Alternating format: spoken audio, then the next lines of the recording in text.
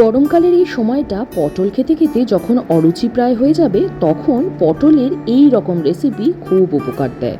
রেসিপিটা ঝটপট শেয়ার করি। পটলের গায়ে এরকম মোটা মোটা খোসা রেখে প্রথমে পটলগুলোকে কেটে নিয়েছি। এবার এই যে ভেতরের বীজগুলোকে একটা ছোট চামচের সাহায্যে কুড়িয়ে নিয়েছি, কিন্তু না ফেলে এটাকে আলাদাভাবে স্টোর করছি।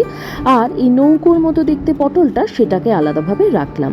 এই বীজগুলো কি করব সেটা প্রসঙ্গে পরে আসছি। ততক্ষণে বেশ কিছুটা মুসুর ডাল নিয়ে জল দিয়ে ভিজিয়ে রাখলাম। এবার একটা ছোট মিক্সিং জারের মধ্যে বীজগুলোকে নিয়ে সেটাকে মোটামুটি ভালো একটা স্মুথ পেস্ট তৈরি করে রাখলাম। এই যে পেস্টটা একদম রেডি। এবার 1-1.5 ঘন্টা বাদে যখন মুসুর ডালটাও ভিজে যাবে, জল একদম ঝরিয়ে নিয়ে সেটা থেকে 2-3 হাতা একটা মিক্সিং জারের মধ্যে আবার নিয়ে সেটাকেও মোটামুটি আগে প্রথমে একটা কোর্স পেস্ট করব অল্প নুন আর সঙ্গে অল্প একটু চিনি দিয়ে। এবার এই মিক্সচারটার সঙ্গে পটলের বীজের যে মিক্স ছিল সেটা মিশিয়ে দিয়ে একদম ফাইনাল একটা মিক্স রেডি করে নেব।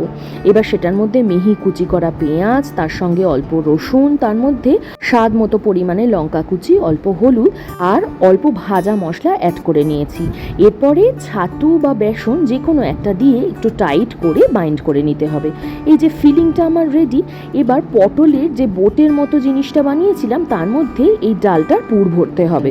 খেয়াল রাখতে হবে ডালের পুরটা যেন খুব লিকুইড মতো না থাকে, বেশ টাইট হতে হবে, নইলে তেলের মধ্যে ছাড়লেই পুরটা বেরিয়ে একদম ঠিকঠাক মতো হবে না। আর কড়াইতে সর্ষের তেল গরম করে পটলের প্রথমে ওই পুর মাখানো দিকটা নিচু করে ছেড়ে দিলাম। একদম কম আঁচে করে দুটো পিঠ খুব সময় ধরে আর ভালো করে ভেজে নিতে হবে। এই রান্নাটার বিশেষ কোনোই নাম নেই, কি যে নাম দেব সেটাই ভেবে পাচ্ছি না। তাই জন্য এটার আমি নাম রাখলাম পটল বাহার। দেখুন তো নামটা পছন্দ হয় কিনা আপনাদের।